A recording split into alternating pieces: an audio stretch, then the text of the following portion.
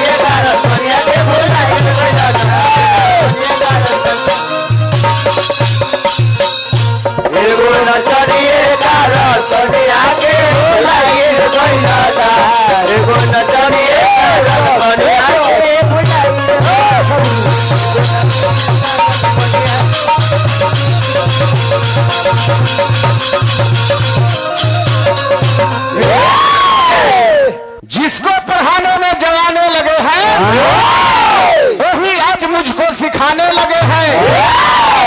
जिसको सिखाया था कि रे पगला चलना संभर संभर कर, लेकिन हवा में कबूतर उड़ाने लगे हैं। अभी पेड़ पर 4 दाने लगे हुए हैं, चारों तरफ से निशाने लगे हुए हैं। पढ़ने पढ़ाने का माहौल कहाँ है भैया जी? अब तो किताब में खत आने जाने लगे हैं। हम तो बुझने की रुपया है लेकिन पाई निकलो, हम तो बुझने की रुपया है लेकिन पाई निकलो, हम तो बुझने की भाई है लेकिन कसाई निकलो।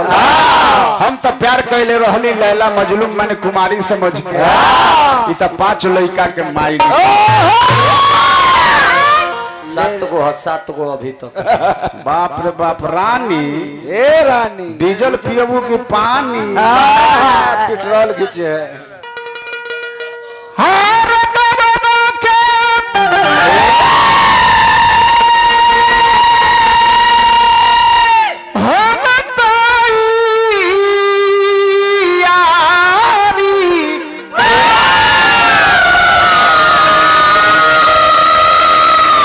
अरे गुलाबी रंग सारी भाई मेरा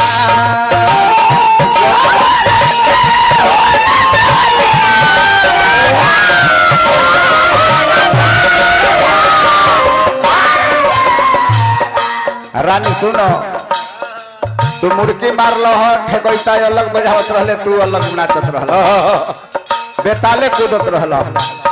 नाल के ठोकर पर तनी डांस करो। हमार पार्टी में बाउर ना नाचे हो ना